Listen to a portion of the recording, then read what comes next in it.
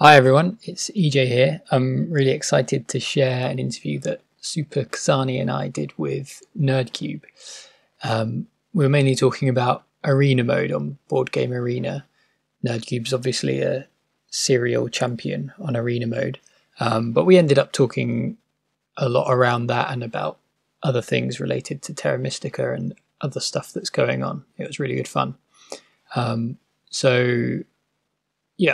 Listen to Superczarny, myself, Ejay, and Nerdcube talk after this. We recorded before the group selection for Fire to Open current season and before the first match of the season, which was between our previous guest Ghostly and Nerdcube, among a few others. So at the end, Ghostly came on and we had a little chat about the match and a few other things and a look at some events that are upcoming. Thanks.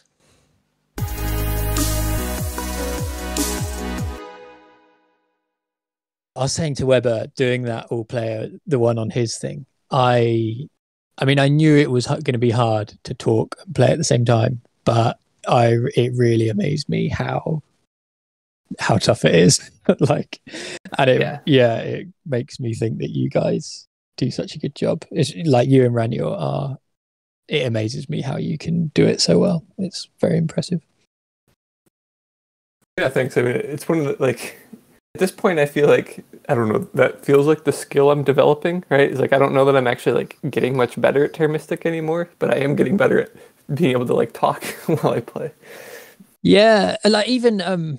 I think it's just a good skill in general. That's kind of what I like about doing this, because I like hearing myself talk and then I can sort of realize where I'm not communicating as well as I thought I was, and try and be clearer. It's just like a good life skill. I hate my own voice, actually. And yeah, everyone hates their own voice, of course. Are you good, Super? Sorry for keeping you waiting. It took longer than I expected. Yeah, no worries. How's the trip? It was cool. It was right. Unfortunately, it was the qualifiers day yesterday, and I had terrible connection. You made the second round, right? Who was in your game? Yeah, and I messed up my second game. I should have just gone for something safer, but again, my problem with giants is securing enough space for my towns, and then I ended up with several those islands with structures, and how do I get towns out of them? Oh, yeah. I did watch. Yeah, you were in the game with Zedok. I watched some of that, yeah. Yeah, that was a tough one. That was just it was just a weird game all around, too. It felt like everyone was being very blocky, and yeah. Oh, yeah, that's true. It was fun, though. Can't complain. Nice. Yeah, I mean, congrats on making it to the second round. Okay, so we can sort of get started, although we've already been talking about Terra Mystica as I expected.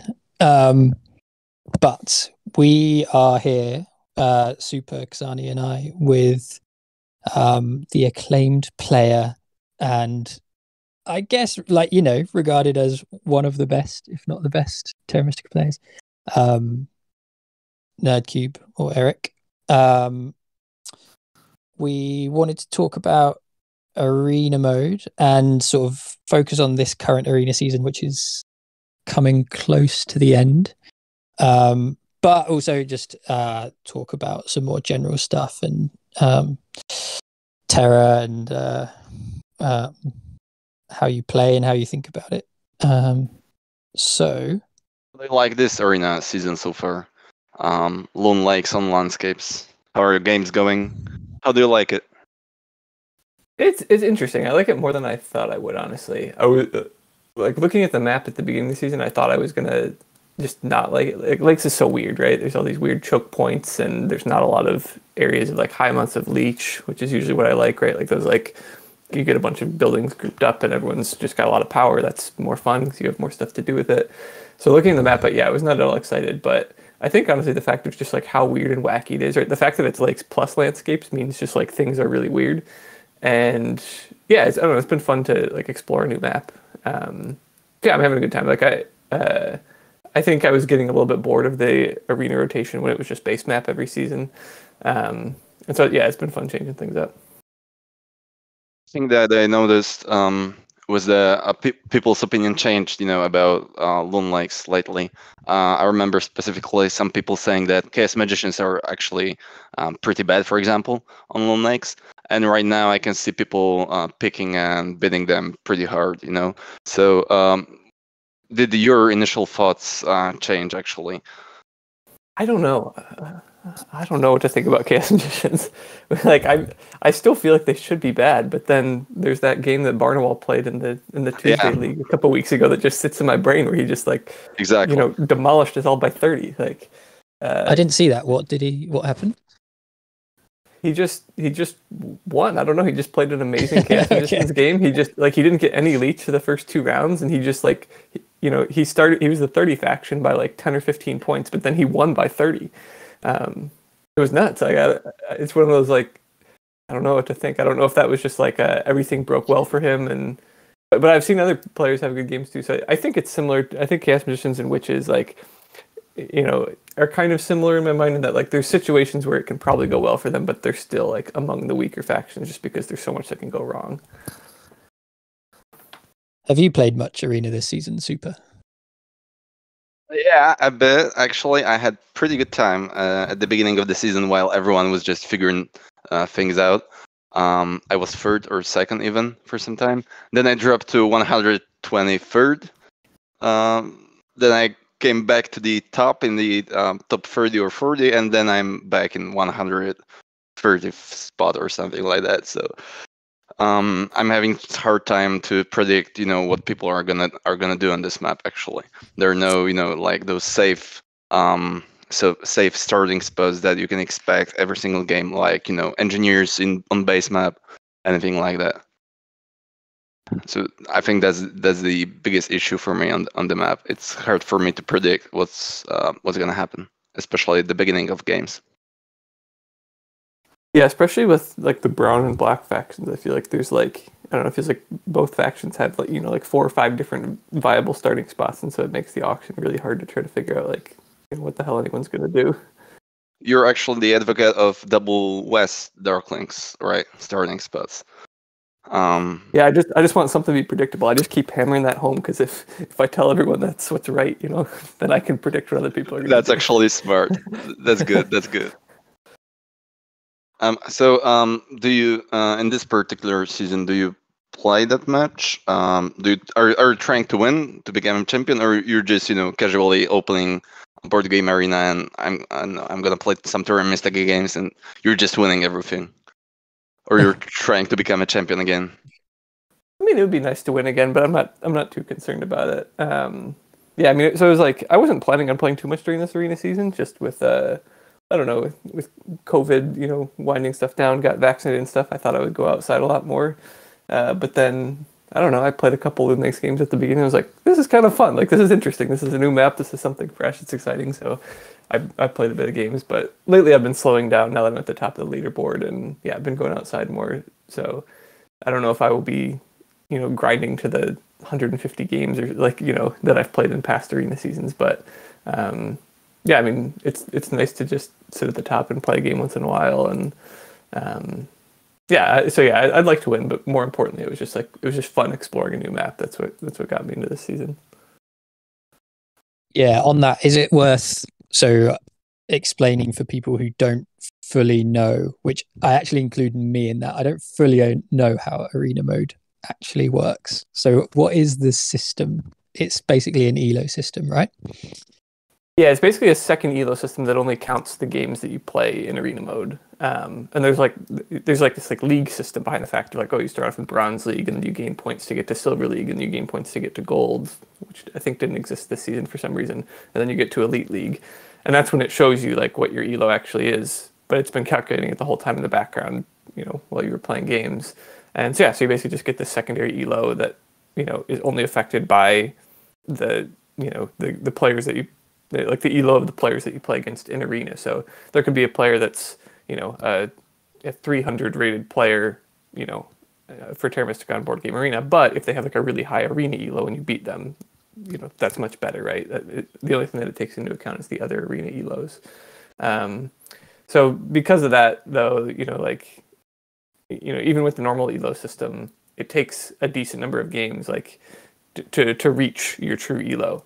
Like a lot of players, we've seen, deeper finesse, right, climbing up the leaderboards recently. He played like 75 games or so before he was able to like crack up to the #1 ranking, and with a new account. So similarly, the arena, like, you probably, within 20 or 30 games, you'll probably get up to, like, if you're a good player, you'll get up into the top 10 and be doing really well there. But if you really want to like achieve the peak elo that you possibly can, you just have to play a lot of games. Is kind of what it comes down to just like go on a, it's the same way that people hit 600 or 700 elo, outside of arenas. Just you probably need to go on a lucky streak of games and get 5 or 6 good wins in a row, and the more games you play, the better chance you have of having that happen. Yeah, so the current season, I just had a look before now, has 29 days to go in it, and the standings are yourself, Nerdcube, on 1,841. Then we've got Bad Luck Brian on 1,799, Deep Finesse on 1,782, and Bizzle on 1,768. So do you now think about that? That sort of, because you've got a fairly good gap, sort of 40 points there. Do you think about that now when you're deciding what to play, or are you just sort of going with whether you would normally play or not?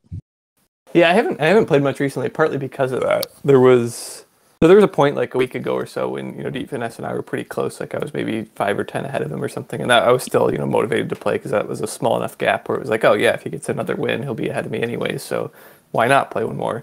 But now, like just the other day, Deep Finesse took like a 4th place, I think, and that really plummeted him down. So now I'm a little bit more like, okay, I've had my fill of Moon Lakes. I'll stay here at the top. I'll play some other maps for a bit, if I get the chance to play.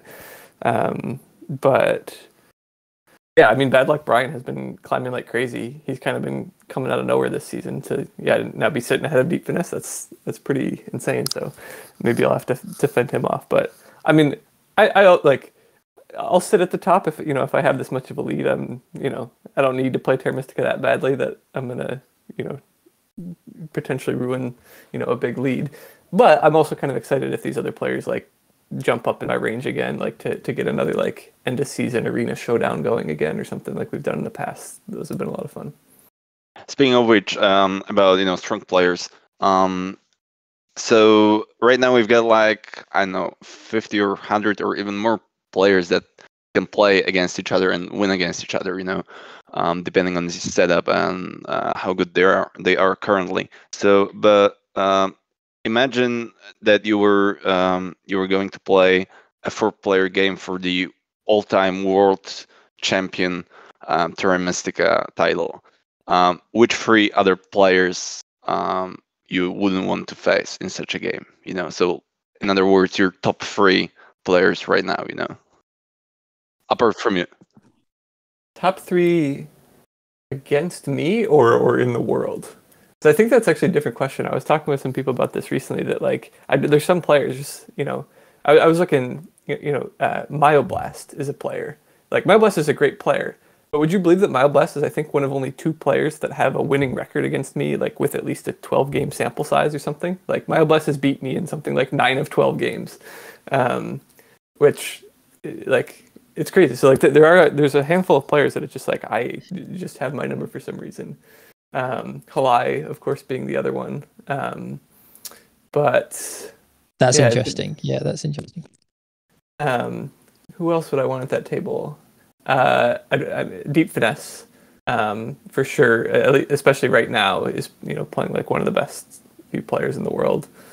I think Andas, Deeper Finesse, just to have the 2 of them at the same table, I guess. But also, I mean, Andas has been somewhat of a rival of mine, I guess, over the years, right? Like he beat me in the first Fire 2 Open. We had a battle in the arena standings a few arena seasons ago with him as ringer. I think he's outed as ringer now. And so yeah, so and he's still he's been up #1 in the rankings recently, so he's still playing really well. So I think the two of them, and then the third one, I don't know. I don't think I've ever played a game against Sprockets. I've always really wanted to play against Sprockets, and I think he's really good. He doesn't play a lot anymore, so I don't know if he's actually one of the 4 best players in the world right now, but it would be a lot of fun to play. I mean, he's like such a legend. Same with Zivak, right? Zivak is a guy like that I always like playing, and like whenever he tries to find a game to play, like I always want to be there to play him, because like I feel like Zivak's the best of all time. So if I could beat him, then then I'm the best of all time, right? So like I feel like he deserves a seat at that table, just because of his name. Zores, of course, another just one of the all-time legends. Doesn't play a bunch anymore, but definitely deserving of a spot at that table. And Ranior is like another one who I think has just consistently been one of the best players in the world, and who I always have fun games against. So some pool, some pool of those. You have to have like a round robin tournament. Yeah, something like that. Yeah. Which I guess is basically what F2O is, although some of those guys are not in F2O. But yeah. Yeah, there's just too many good players. We were talking about this recently with some people that just like, it's amazing like how stacked this season's Fire 2 Open lineup is. And then you look at the list of players who aren't in the tournament, and they could form an equally stacked tournament themselves, it seems like. Yeah. So is like, this is maybe a bit of a nicky question, but do you think about being the best? Like, am I the best at Terra Mystica, or is that not relevant, or is it, different people are better in different circumstances, or is it something you do think, it's nice to feel like you're up there? I mean, it's a thing I thought about for a while, I guess, right? Like it was, when I started getting good enough to like, to even, to like be in the top 10 rankings and like ask that question of myself, right? Is like, okay, like I think I'm one of the best players in the world. Like, am I the best? And there was a stretch like a few months ago, there was a stretch where I like just got a really high elo. I won a couple of arena seasons. I was playing well in Fire 2 Open. Right? There was a stretch where like I kind of just like, I don't know, yeah, like not to be too cocky or anything, but there was a stretch where I was like, okay, like I think I am the best in the world, And now that I think I've achieved that at one point, I kind of like I've kind of accomplished most of the things that I wanted to. I got all the badges on Board Game Arena, that you can get for playing Terra Mystica, it seems like. And so now that I've like achieved those kind of things and kind of felt for myself like, yeah, there was a period of time where I think I was the best player in the world. I don't really think about it too much anymore. And I think lately my priority has been, like I've started streaming, right? Like I tend to prefer like I like watching other players' games and commenting on them, and playing my own games and talking out loud, and playing games on voice chat and on all player commentaries, and like I much more prefer now, rather than trying to like attain and like stay as the best in the world or anything. I much prefer like just like being part of the community and helping others get better and things like that. That's such a good answer. That's really good. And it sounds like quite a healthy way to think about it, really. Yeah, like achieving what you want to achieve, but still having fun, and not focusing on it too much forever, that you've got to stay at that consistently high level. That's really good. So related to that, there's I was going to mention this earlier actually, but the previous arena seasons. So season 1 you were 3rd, you won. Season 2 you were narrowly 2nd behind Halai in season 3, and then you won season 4. So like you said, you went into this season not necessarily, all out to win, but you wanted to have a look. And I think, you titled the stream Defending the Crown. So there's an element of defending that. Is that kind of record something that you want to keep going forward and keep trying to win these arena seasons, or does it not worry you too much? Yeah, it doesn't worry me too much. Titling my streams Defending the Crown was kind of more of a joke than anything. But yeah, I mean, it's one of those things where it's like, yeah, like as long as I'm having fun with Terra Mystica, and I've, if I've got the time and I'm not doing other stuff, it's still one of my favorite hobbies. So I'll keep doing it. And if I end up winning arena seasons, like, yeah, that's fun. It's great. I'm obviously like, I still love competing and stuff, right? So I'm gonna try if that's what I'm doing, right? If what I'm doing is playing arena, then I'm gonna try to win, right? But it's not gonna be the thing I'm like, that now that I've won a couple arena seasons, had that fun, shown myself I can do it. Like I'm not going to be too flustered about like putting in the grind every season if I don't have the fun or the energy or the time to do it. Because I find that interesting in general with sort of, I mean, not just related to Terra but related to other stuff, but driven people who are clearly competitive. And when I watch Ranyor's streams, I can see that he's clearly very driven and he wants to win, and he's good about it, but it's very obvious that he wants to win. And even when he's playing other games, like Can't Stop, he still really goes after it. But on your streams, I don't get that same sort of edge, but clearly you are competitive because you've reached this level, and it doesn't take nothing to reach that level.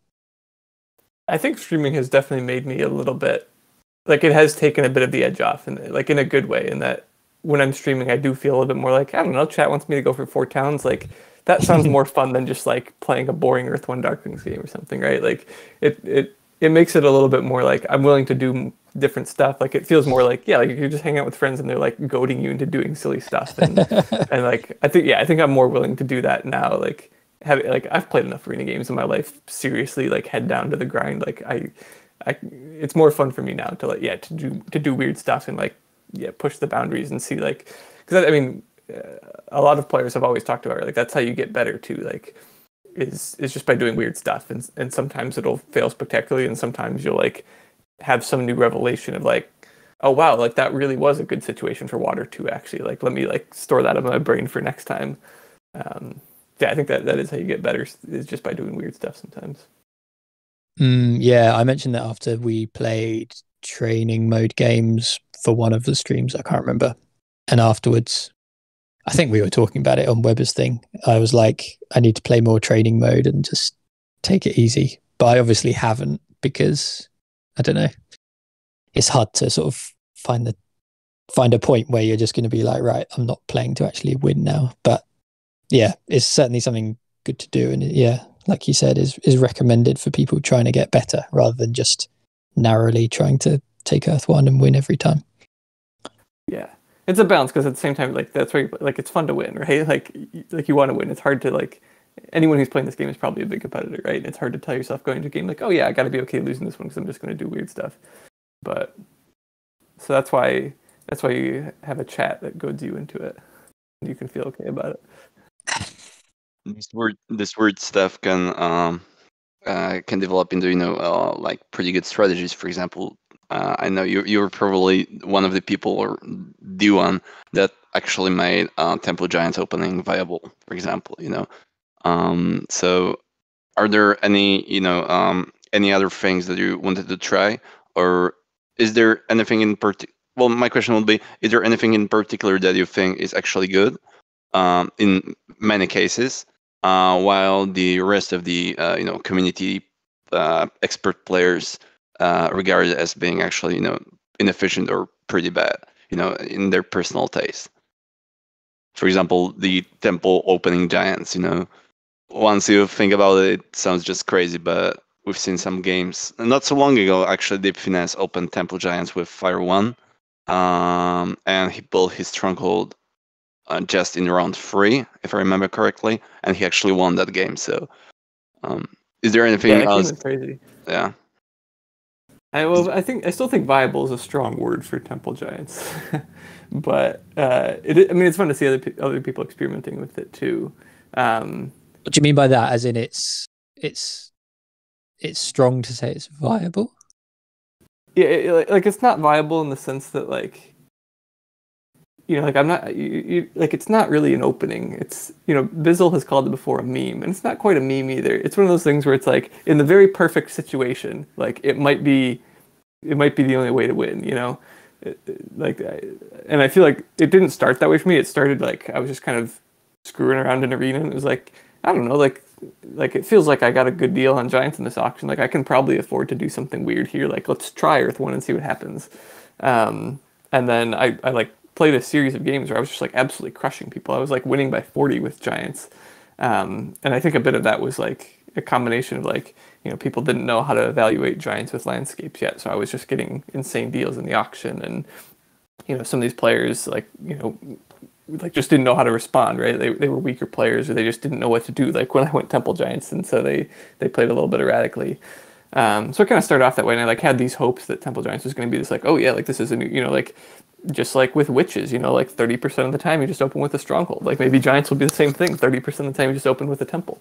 But I don't think it's quite there. I think it's the kind of thing, I played Temple Giants in Fire 2 Open, and it didn't go amazingly. It didn't go terribly, but it's one of those kind of things where it's like you keep an eye out for like when the situation might be right, that you can do it, but it's probably a pretty rare situation. And I think that's what a lot of the other strategies that I'll say like are interesting that people don't do a lot. Like it really, that's what most of them are, is like they're I don't know that there's a ton of like meta breaking secrets out there. And like Temple Giant certainly isn't one either. This isn't like Swarmlings, right? Like the way Logus revolutionized how everyone plays Swarmlings now, right? Where it's just like it's the new default way to do something. I don't think I've got anything that feels like it's going to be like that level for the community. But I think there's like a few other little things that is the kind of thing to just like have on more people's minds, and then yeah, like learn to identify the situations when something like this can be good, or when it can be really bad, and it'll just give you an extra like tool in your toolkit kind of thing. And the big one I've been doing lately is 2 temples, right? Obviously, I've been doing that in the Tuesday League, and I don't think it's good in all the situations that I've done. I think it was actively bad in a couple of them, but it is kind of one of those things where it's like I want to keep playing games where you just open 2 temples with a bunch of different factions and just see when it works, see when it doesn't, why it works, why it doesn't, because I think that's a really interesting backup plan I guess, to getting spades, right? The way I see 2 temples is like you didn't find a way to like get spades or get shipping or build more dwellings in the first round, so like what else can you do with your resources? Well, you could build another temple and take an econ favor. So yeah, that's kind of what I see that as, is like just like another one of these things that if I can keep experimenting with it and like helping people to like figure out the situations when it's good or bad, and like why those situations are, like that's just another thing that people can have in their toolkit for the specific situations when it comes up. That Temple Giants, that's rocked my world, because I read that thread and I was like, you have to play Temple Giants. I'm all in on it. I told all my mates, guys, like Stronghold is out now. We only play Temple Giants. So yes. I wish that were the case. It's interesting though. So yeah, sort of like developing that stuff. Well, I mean, maybe developing is again a bit of a strong word, but when you're thinking about these new things, your way of trying them out is in competitive play or like in arena. You don't like, do you spend any time on that the AI website or anything like that, like tinkering with things at all, or is it just try things out in real matches and see how they go? Yeah, I don't really tinker around in like training mode or AI on the app or anything. It's mostly just been in competitive games, I guess. Arena's nice because like you get a wide skill range of opponents. So like there's some games where like fairly early on you can see like, okay, like I think I got a really good deal in auction with these opponents, and I think I'm winning after the first couple rounds. Like just especially early on in arena seasons, right? Like when it's not matchmaking people at their skill level yet. So that was like where Temple Giants was born. It was just kind of like, I don't know, I got cocky and thought I could win games while still screwing around, and so yeah, like that's why that happened. But then the double temple stuff kind of happened a little on accident in the Tuesday League. Like I just did it the first game because I thought it was actually good, and then the second game, well, the first game I did it with Orin, and it was very weird, but it felt like my only plan. And that's when I was kind of like, I had never even considered doing double temple with Orin. I'd preached it with a bunch of other factions, but I'd never even considered doing it with Orin, and it worked out better than I expected. So the next week I was like, okay, like I'll try this again, I guess, right? Like I've been preaching double temple. Like the Tuesday League was a chance to like against some of the best players in the world, right? Like try out these strategies to not just have it be like because people could always throw out, oh yeah, you beat someone with Temple Giants, in Arena, right? Like these weren't necessarily the best players, like like the only reason you won is because it was weird and unexpected and against opponents who you were going to beat anyways. So I thought playing a bunch of these double tempo games against like the best players in the world, that was a way to show like if it works, or when it works, like it shows that it can actually work like at these highest level tables. And if it doesn't work, like, well, at least I had some fun, like trying to figure out what situations it could or couldn't work. Oh, I love that. That's really cool. Yeah, just like trying out these things on when everybody's watching. That's great. Do you have any? What was your craziest, creative play? Do you remember any of that? Because I remember you playing not so long ago, No Town Engineers on Loon Lakes game, I think. I also watched your Toll Witches game on Fire and Ice a couple months ago, quite a few times too. So, do you have, do you remember any particular game that you tried something absolutely crazy, out of this world, and it actually, somehow worked?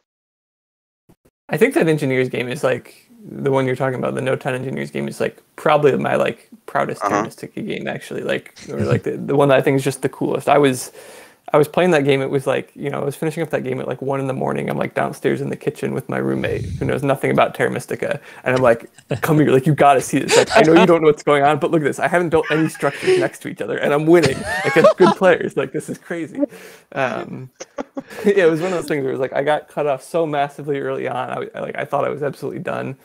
And I saw that there was like a shipping bonus tile in the game and a dwelling bonus tile in the game. And I said like, okay, I'm just going to get to 3 shipping. Like, I think I took like the coins action and the priest action the first 3 rounds or something. I just like was only taking those actions, only advancing my shipping.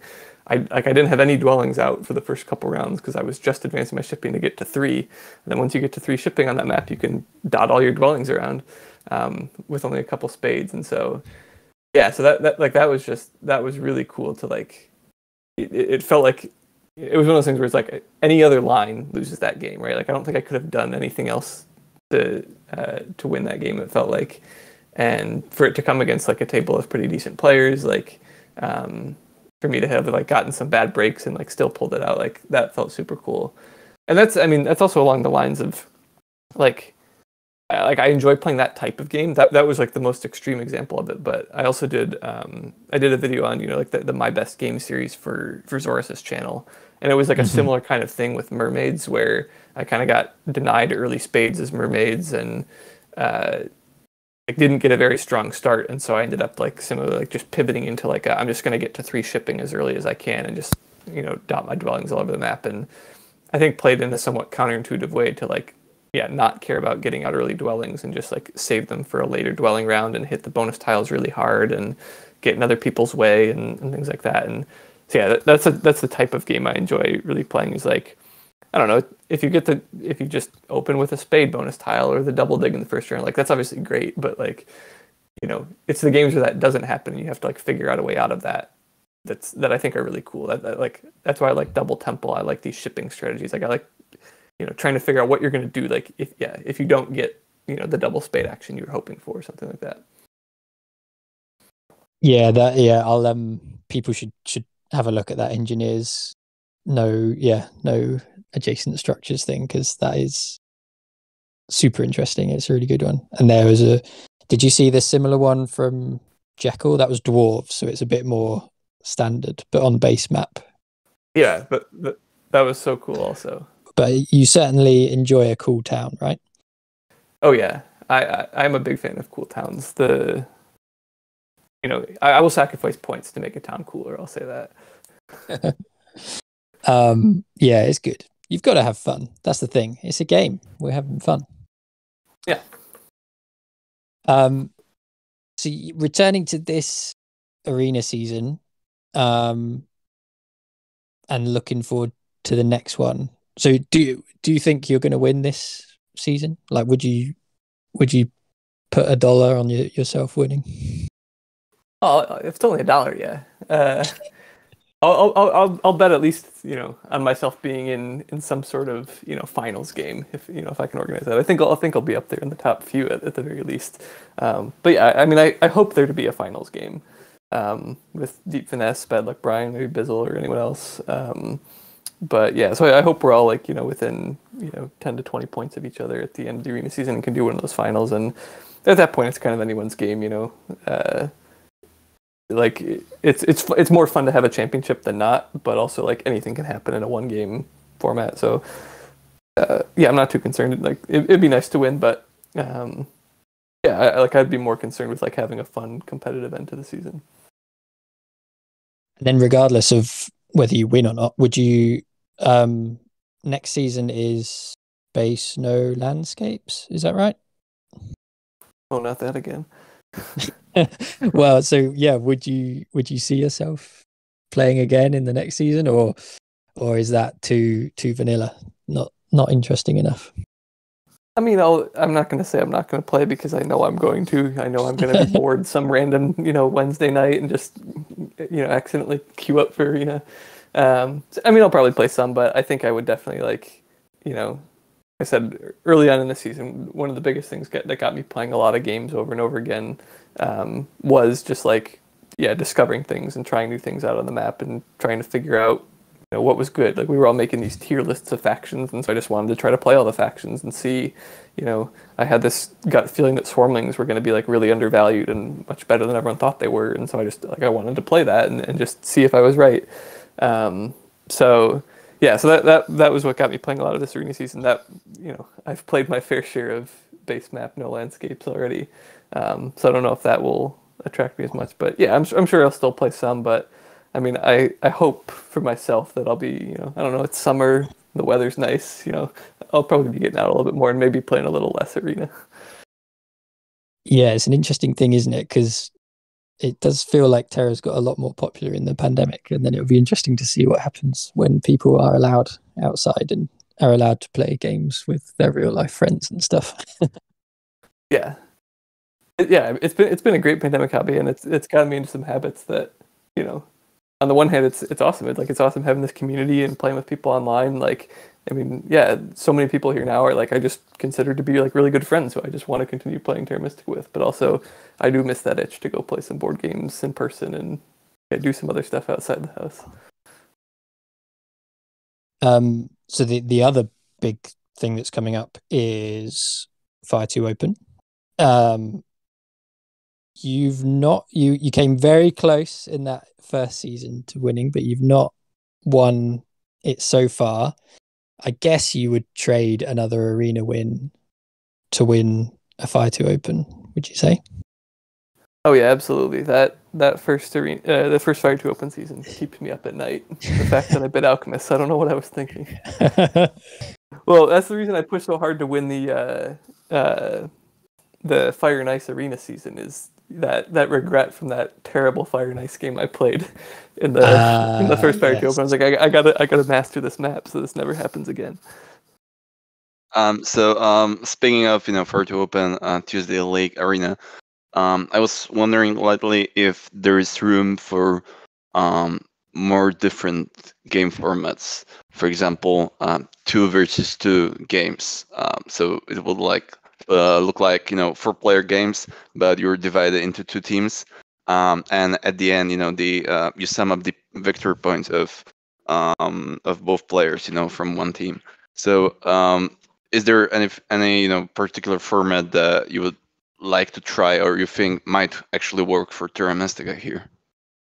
The 2v2 sounds really interesting. I haven't actually tried it yet, but it seems cool. Like I want to. I don't know if it's actually like the next big thing or if it's just a gimmick, but it sounds cool and I want to try it. I did really like though, like it's not, I mean, at this point we've tried it, but I want to see more of the style that the International Clash had of like a team format. Oh yeah, definitely. I think it was like a really cool compromise between like one of the big perks of Fire 2 Open, right, is we get to just see a bunch of really good players playing, right? Like we get this huge lineup where there's lots of players, like lots of these great names, and we get to see them all competing against each other. So like that's the appeal of that. But the downside is that because there's so many players, it's hard to like play lots of games, right? And so like it's a bit more one and done, right? And so like there's going to be a lot of these great players who only get to play one game, and that's like all we see, and then they have to qualify again, next season, and that's a bit of a bummer. But then meanwhile, the Tuesday League, like it's great because we get to see a lot of games against the same players, and like you really get to see like like the skill differences emerge between some of the teams, and yeah, you get to see like a bunch of teams playing in this longer format. But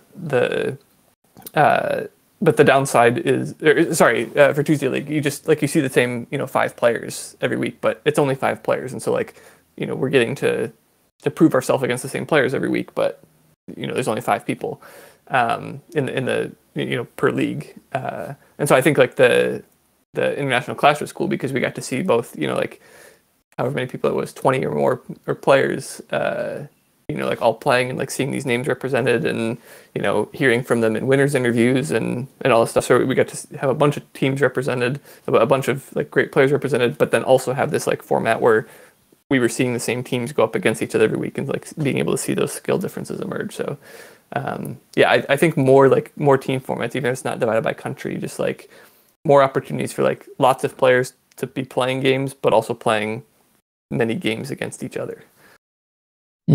Yeah, and the Canadian guys talked about that, how it was just nice as it being a bit more of a sort of a collaborative thing, and talking to people rather than playing on your own. And they also talked about playing those repeated games, how they sort of improved as a team and worked better together as time went on, which I thought was interesting. Yeah, I think there's still a lot of room to improve, like how we work together as a team. We didn't do much of this on Team USA, but like I think there's room to like if you had one person's entire mental energy. I think I heard some rumors from you, Super, about Team Europe doing this, about just maybe having one person whose most of their mental energy is devoted to just like calculating the current positions, and it's the kind of thing where it's like you could kind of do that. It's hard to do it in only a 3-minute timer if you're also focused on playing. But if your only goal is to just figure out like how many track points is this player going to get for the rest of the game, how many cult points, who's going to win network, right? Like and like really doing some of these deeper calculations about everyone else so that you can know who's currently in the lead at any given time, then you can target your play better. And so I think there's a lot of things that we can still improve about in team play. And I think that'd be really cool to explore more. On the just to go back to the 2v2 games, for any cool kids who want to get on the 2v2 train, what's the format there? Are we doing the lowest score, highest lowest score, or what are we playing there? I don't know. I haven't tried it out yet. I know that Clayboat and Terra Steel and 2 other guys played it quite recently in a format where you just sum up victory points of 2 players. And I think that that will be rather interesting. Although Halai said not long ago that he'd rather play a game where only one person wins, so the highest score matters. But I personally think that if you sum up those, it's gonna be more interesting. And I can see a lot of fun and creative plays, like digging hexes for your friend, or giving him lead, or passing at certain moments so that he can get a better pass style. Like Darklings digging hexes for Fakirs to fly, this kind of stuff. Yeah, I think there was on the Manic Pineapple stream, I think it was like, I don't know, a month ago or so, I saw Deep Finesse and Barnawal play a game with a great combo of like halflings digging hexes for giants, which like in hindsight, it's like that sounds so obvious. It's like giants want natural red hexes, and guess what? Halflings can do that better than anyone. Yeah, so like those are the things that are like, it's cool to see that, right? Like, yeah, as soon as you say it, you're like, oh, that's a great combo, but like, being able to like figure that out in the auction, those are like the little new, like, I don't know, that's the stuff that gets me excited about Terra Mystica, is right? Like having those little things fire in my brain of like, oh god, that's so cool, like yeah, what a great combo. Yeah, the 2v, so that you're gonna have like a whole 2v2 meta of factions that synergize well together, and and one person picks giants, and then the other team will have to pick halflings to like counter the giants halflings alliance. That's going to be interesting. We've got question from Ghostly, who's been helping us out with all this behind the scenes, and I was talking to for his own episode recently. He's sort of interested to know how you because he thinks he's very swingy in his sort of, he goes up and he goes down in terms of how well he's performing, but he thinks you're much more consistent. So firstly, do you think you have these cycles of playing well and playing badly, and can you mitigate it in any way, or can you explain why you have this changing form? I think I am, like, I think I'm fairly, like, I think I'm always good. Like I think it's been a while since I've had a stretch where I like truly felt like I was playing really badly. But I definitely do think I am swingy in the sense that like I've gone on runs where it's just like, there'll be a 1 week period where I just feel like, oh my god, I'm just playing the top of my game. I'm seeing everything, 3 rounds out. So I'm swingy in that sense, and that like sometimes I get even more in the zone and feel like I can really focus. I don't know. I think a lot of it's dependent on my mental state, honestly. Right? Is like if I start losing a couple games in a row, suddenly like I start doubting myself, and like I'm not willing to try as much like creative, as many creative things. I just feel a bit more like, oh, like I'm in this rut. Maybe I lost 2 in a row. Like maybe I need to take Earth 1. Maybe I should be rushing Earth 1, and that ends up making me play worse. And yeah, I don't know. I definitely do feel like it swings up and down a little bit. What I tend to do when I like feel like I'm playing poorly, like the thing that I try to do is, I guess, like consciously play a little weirder, I guess. Because like I said, sometimes, like my habit would be to fall back and just like, okay, like, yeah, like let's just play a little bit more normal. Well, let's play Earth 1. Like let's, take spades and stuff.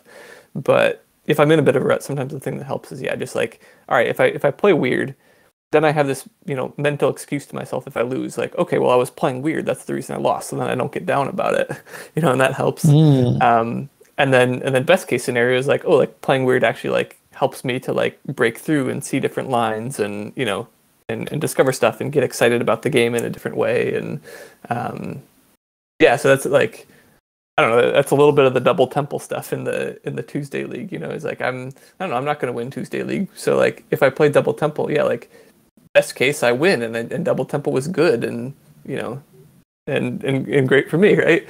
Worst case, it's like, yeah, well, I was just kind of messing around and experimenting anyways. I don't have to get too down about like, not winning the Tuesday league or anything, and I can just like have a fun game and like make the game more about enjoying it for me, and that will like put me back in the right mental state to like, play better games again in the future. That sounds good. One thing I do think, if I may flatter you a little, I always think that you are very good at if you're in a tricky spot in a game, or if things haven't gone exactly well for you, and that Mermaid's best game is an example of that. You're very good at finding how you're going to get the points, and that's something I try and do sometimes in a few games where I've played recently. You do sort of, whether it's greeding past tile points or getting your shipping up and getting those dwellings out. I think you are very good at that sort of getting in a bad spot but finding your way out of it. Yeah, thanks. I mean, I think that's one of the bigger swings I feel like I go through is like, when I feel like I'm playing well is when I'm able to do that and able to like, like things didn't go well, but I like, felt like persevering and trying to find an out. And when I feel like I'm not playing well is often when it's like, well, I expected engineers to start there and they didn't. Like, screw this game. Like, I don't care anymore. Like, if I can get tilted like that, that's when I play poorly. Everyone gets tilted sometimes. Yeah. When I was talking to Ghostly about this just now, I said, you've been very helpful with organizing it, and you're a super nice guy. And he said, you should see some of the messages he sent me in diplomacy. Yeah, I was mean. Oh, I was mean to it. I hope no hard feelings there, but oh yeah, diplomacy brings out the worst in me. I think he definitely, it's definitely, he understands that it's a situation. Sorry again, Ghostly. Let's play again sometime. Or maybe in Fire Division, you're gonna find out how hard flings, he has. That's the spice Bizzle wants. Bizzle wants spice. That's right. There's some good spicy stuff. There's we've got Ghostly in that group. Yeah, we've got that that diplomacy rivalry. Babux in that group, who I've got this ongoing Gaia Project rivalry with him, where like he's an amazing Gaia Project player. I'm not, but just like I've got Babux number in Gaia Project, so I can that would be a fun matchup to see. We've got Ranier in that group, who I've played in like almost every Fire 2 Open so far. Like it just feels like we always meet in the first round. There could be some spicy matchups there for me. Plenty of fun to be had. Ghostly's going to be so angry if I've made this into a thing now. I just the throwaway comment is now a big thing. I'm very sorry, Ghostly. Are you competitive in other games in a similar way to Terra? Like you mentioned Gaia there, and it was clear that you and Ranier sort of knew what you were doing in diplomacy. Do you play other games to the same level, or aim to play them to the same level as Terra? Not really, honestly. Like I like board games a lot, right? I like going to conventions, have game nights with my friends. So like I'm like competitive in the sense that like I don't know, we'll get a new game, we'll get Kemet or whatever, right? And I'll like to play it, like 10, 15 times and try to get good at it, but like nowhere near the same level of Terra Mystica, right? I've now got hundreds and hundreds of games under my belt. The biggest game in the past that I've gotten competitive about was Hearthstone. Like years ago in college, I like played that like competitively and went to tournaments and stuff. But so yeah, in the same genre, but Terra Mystica is definitely like right now, like by far and away the game I like, have put the most time into and the most like and care the most about like being good at and competitive at. On a scale that's larger than my board gaming group.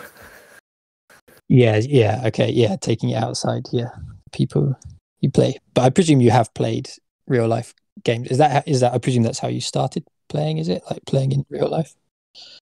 Yeah, it was actually like I met some friends who like had this board game group. They played at their house all the time, and they invited me over, and they were like, weirdly, like they were the ones that were like crazy into Terra Mystica, and I thought they were insane because they were playing it like 4 or 5 nights a week. Like they just had this group of friends. People were coming over. Like it was just kind of like drop by like this house, and you'll probably meet some people to organize a game of Terra Mystica. That was the vibe of the house, and they had this big whiteboard hanging on the wall where they like kept track of like at every player count.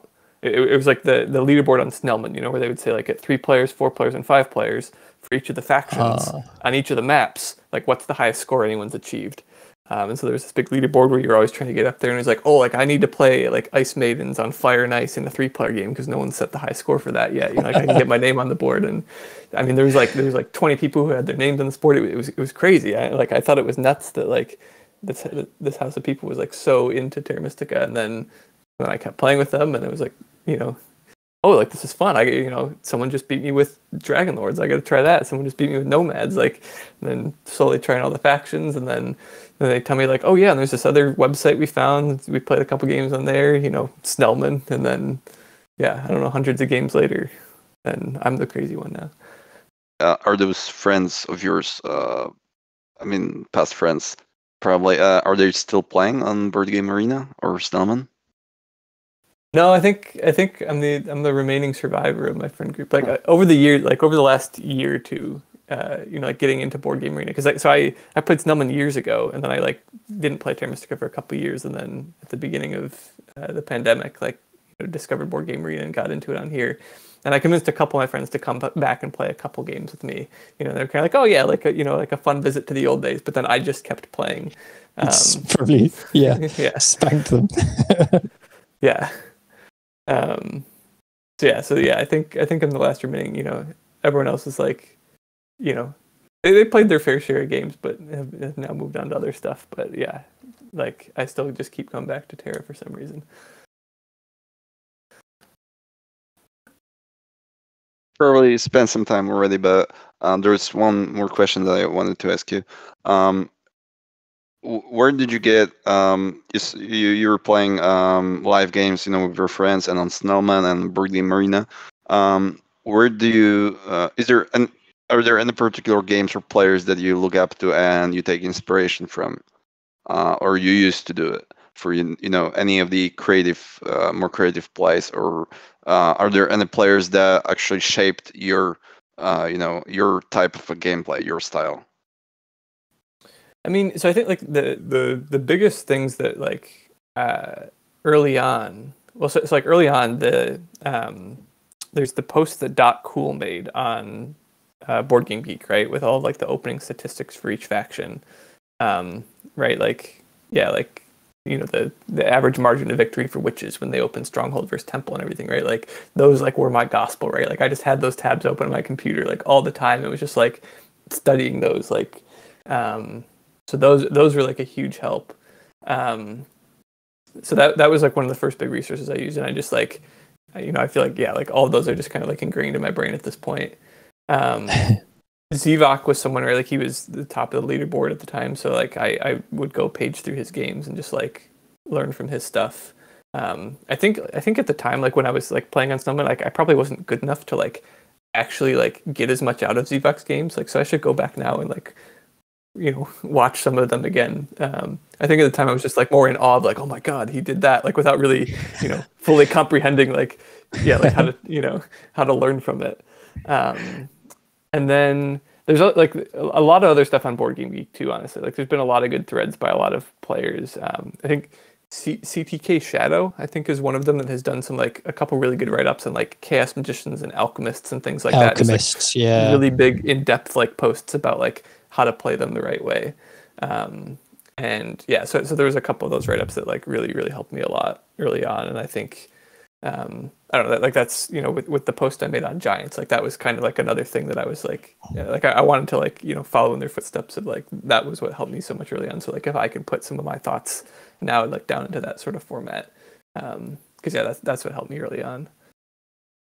I think I'll need to ask you for some of those links maybe, because maybe I can put them on here. And also, sounds like I've not read the first one you said about winning margins, but yeah, they're certainly great, and the ones I have read are so useful, and that I think you have sort of added to the canon with that Giants thread for sure, because that's been ones where I've been linking to some other people and been like, you should read this about alchemists and you should read this about giants and stuff. So yeah, you've made your mark there, I think.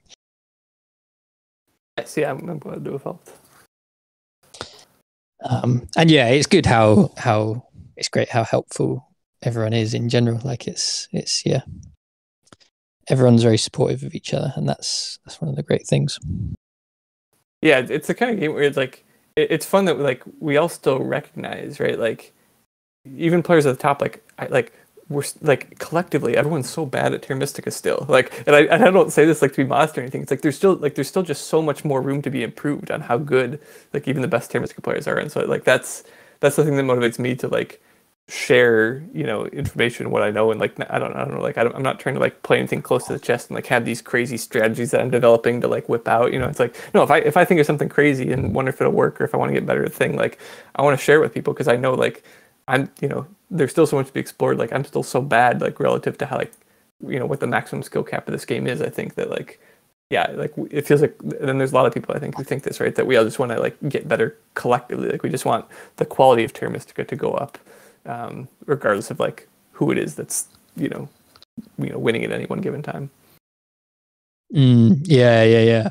I've been thinking a bit about how to sort of share that best, sort of bring everyone in, because I guess the threads are open to everyone and stuff, but and so stuff like Zoras's guides are one of the best examples of that, of like a very accessible way of giving people a good grounding in sort of factions and just basic principles. It's quite good. Yeah. His videos on the economy are like, I had played 150 games on Snellman before I like came over to Board Game Arena. But then when I like coming to Board Game Arena and then like seeing the community there and like watching Zoras's videos and Zoras's streams and stuff, so he's like another one like to shout out to, like for helping me to like take the next step from like being like a decent Snellman player like who had a lot of flaws in my game to like his video where he breaks down the Terra Mystica economy is just like so valuable. Everyone should watch that. Yeah, I love it. Cool. Right. Thanks for doing this, Eric. It's very grateful, and it's so great to hear you talk about all this stuff. It's really interesting. I find it really interesting. Hopefully other people do. So yeah, it's been a lot of fun. Very grateful. Yeah, thanks so much for setting this up and doing these podcasts and for the great questions. Best of luck in the rest of the Tuesday League, and especially, well, ostensibly we're talking about Arena here today, so the rest of Arena, but mostly the upcoming Fire to Open. I'm very excited for it, and it will be really cool to see how you do and how all the other guys do. Watch out for Ghostly, you know. Yeah. Ghostly needs to watch out for me. It's a thing. We made it a thing. Yeah, speak to you soon, guys. Speak to you soon, Super. See you later. Thank you. Bye there, Ejay. Thanks, Eric, once again. Yeah, thanks very much, guys.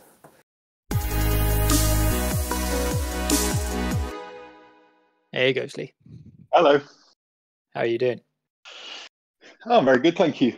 Looking forward to the second F2O game later today. I'm also curious as to, it's my second extra air, so I'm curious as why I've been summoned back. Of course, and there may be a regular feature. Ghostly's Calendar Corner.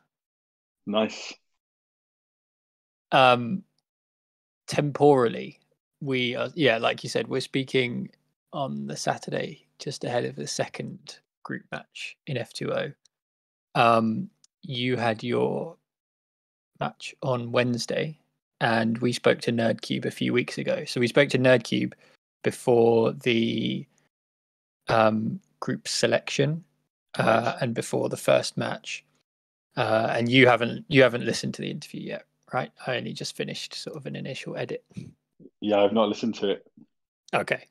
Basically, you gave us that question about something, I can't remember, trends in games and swinginess, and you also mentioned the messages you got from him in diplomacy. And I mentioned that to Eric, and I don't know, it almost became a thing, and I suddenly felt very guilty that it was going to be a big drama. And in the end, it's not a big drama, but just listening to it now, it almost sounded like I was taking glee from it being drama.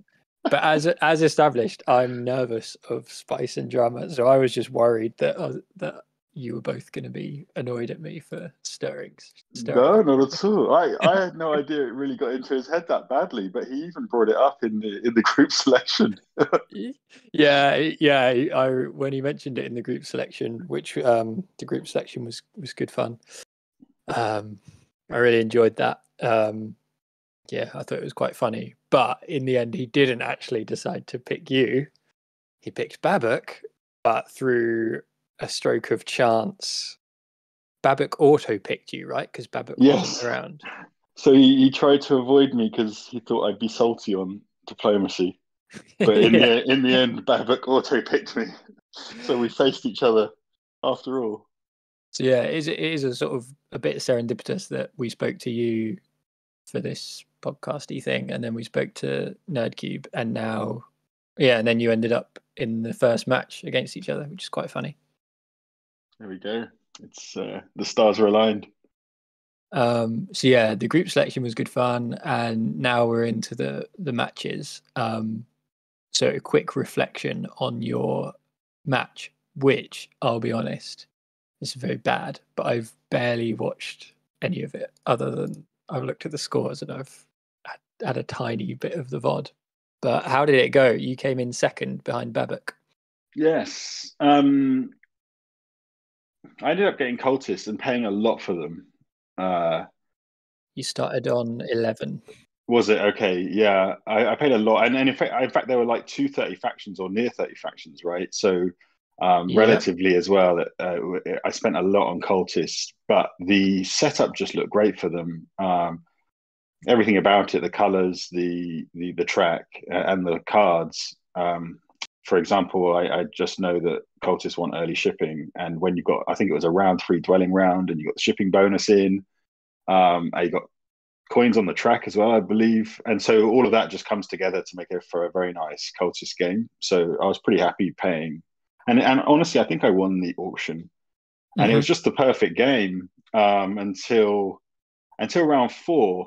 And it's what makes Terra Mystica so magical. It's a constant trade-off between track points, cult points, bonus cards, but also just kind of managing your economy. And I think I just made some missteps towards the end of round 4. I think it was basically spot on. It was exactly how I wanted it until then. And then at the end of round 4, I kind of took some judgments that weren't quite right in terms of the basics of maintaining my economy. And I went for more dwellings instead of TPs. And I needed to start kind of refocusing towards coins in the economy. So it was a really good learning lesson for me, because I genuinely believe if I'd have pulled that off, I should have won that game. Honestly, I mean, Babuk played an amazing game. It really looked like he was quite far behind and had challenges, but then just emerged with a really strong game. So he fully deserved it. And I learned a lot, which I do believe if I'd have just refocused and done things slightly differently from the end of round 4. And I made a couple of silly errors in round 6 as well. But in terms of the fundamentals, I learned a lot there. And hopefully next time I could have done it slightly differently and actually win the game. Yeah, nice one. You were very close. It was 151 points to Babuk, 148 to Ghostly. So you were super close. So yeah, good effort for sure. And then Nerdcube and Bowser, who I guess, like, I don't know, I'd say most people would have probably put them as slightly favoured. Yeah, I mean, I had the lowest elo in the group at the time when we played, and Babuk was second lowest. So it's a bit of a turnaround. So they came third, and Bowser was quite a long way behind in the end, only on 100. So he must have missed somehow. He had a tough game. He did a lot of digging, but not a lot of building, and the hexes he dug ended up being built on by others, which was unfortunate. Yeah, it was. He had a tough game from the beginning, really. Okay, so yeah, well done. So Babuk proceeds into the next round, and you go into the second chance match. Is that right, with other people who come in second? Absolutely, and then also I believe closest third across the 3 games also goes into the second chance game, which is kind of interesting. Because like if we want to play up the kind of rivalry that I'm not sure is a rivalry, but seems to be emerging as a story. I'm not sure Nerdcube's going to make it into the second chance game because there was quite a gap. So I think someone said in chat because I rewatched the VOD, and it was like 83%. I think he had of first place. So it's possible. Maybe I meet him again in the second chance game, or otherwise he didn't make it, unfortunately. And I've got to mention it as well, I guess. Now I've now got a winning record against him on Fire and Ice map, because we were evens. We were evens before we went into that game. So yeah, did you mention that on the group selection video? Yeah, I mentioned we're evens. But now I guess it's it was only 1-1 though, right? So we actually haven't played on that map much, but now it's 2-1. That's great. That's great. Cool. So we shouldn't talk for too long about this because the Nerdcube interview is long. But 2 quick questions are: staying up late? Did Husky stay up with you? And what was your drink strategy? So Husky, we've got a projector that we watch these games on because we're complete nerds. Wow. Yeah, so I had to go into the spare room, and then Husky, I believe, did fall asleep for some of the earlier rounds and kind of woke up and saw I was doing pretty well, and then got stuck in to the later rounds. So I was in the spare room. I went for the same approach as last time, although because there was only 1 game, not 2 games, it was I had a couple of beers and then some wine, and I didn't progress to the next level of gin and tonic. Didn't need the gin and tonic. Yeah. No, I think that's for when you start a game at kind of 3 or 4 in the morning. Nice. But I got to say, I'm curious to hear what Nerdcube says about diplomacy now. I'm very intrigued. So now, I mean, I'm going to stop mentioning it because it just makes it into more of a thing. He didn't say anything. He said he basically said he is mean in diplomacy. He we all know he's a very nice guy in real life, but once diplomacy starts, he becomes an aggressive diplomat and is fully mean, as you found. Yeah, no, it's totally fine. That's why I didn't even realize it was a thing.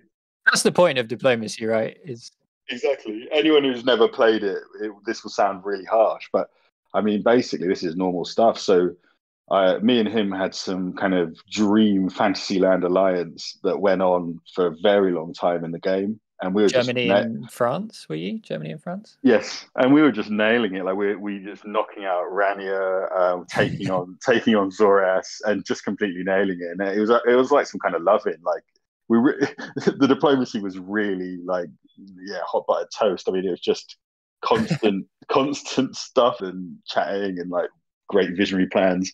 And of course, you've got to stab them in the back, like just before they expect it. Mm-hmm. And so I went for it.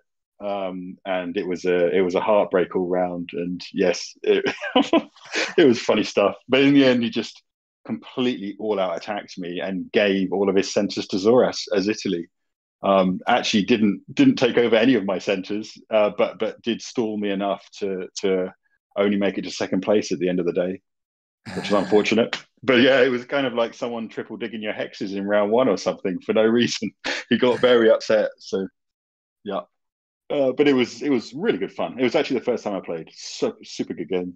So I know nothing against him for that. I think it was funny. Okay, so here's a feature that may become a semi-regular thing. Ghostly's Calendar Corner. Calendar Corner. You run the Google Calendar for all things Terra Mystica and do a fantastic job of it. And I will link to it somehow. So everyone just look at that. But what's coming up, Ghostly? Boy, have I got stuff for you. There's loads. Because I took a quick look just to prepare for this. I mean, obviously, we've just mentioned F2O. So now, for the next several weeks, every Wednesday and every Saturday, we've got F2O games, which is incredible. I guess culminating the grand finals being on the 24th of July. So every Wednesday, every Saturday until then. This is the big month of Terra, and we're on Wednesday, kind of late-ish US time. Yeah, midnight European time. Yeah. Yeah. And Saturday is earlier, 6 p.m. ish. And I say European actually, midnight UK time, 1 a.m. European time on Wednesdays, and then Saturday 6 p.m. UK time. Then we've got the second season of the Terra Mystica Tuesday League. Yes. Which should be fantastic. And that starts in a few days' time on 22nd of June. So that's your deadline for registering. Sorry. And then the matches start the week after. Is that right? Yeah. So 29th. But that's the main thing is people need to get their registrations in. I'm hoping that this might get released on Monday, so they would have like a day to register. Sounds good. And then from the 29th of June, we've then got 4 consecutive weeks of Tuesday Night League. Yeah. We also have the addition of the Asia Exhibitional, which gives another time slot.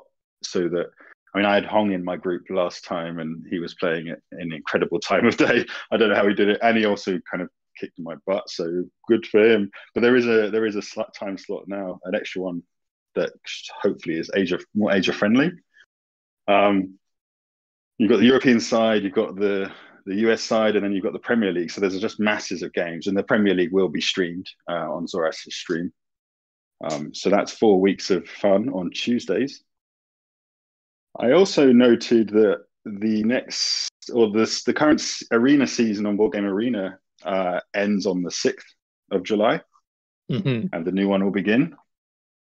And I believe the new one's on Basemat. Yeah, Base, no landscape. Base, no landscape, so that should be fun. But a couple of crunch weeks on arena mode, which is what this podcast was about ostensibly. It was arena mode. Yeah. So not long left. Not long left, and then big change all over again. And it'll be interesting to see this one because we've had Fire and Ice map and then we've had Lake, so I think people are just not that familiar with them.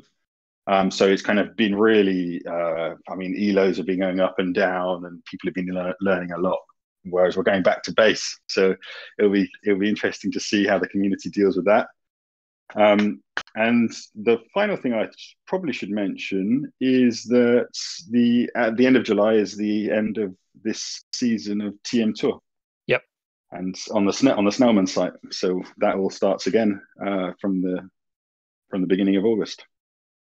Yep, I've had a few quick games in mind, so I've nearly finished my league. Yeah, I finished one. Darkling's first seat win. I mean, yeah, it's very formulaic. Standard.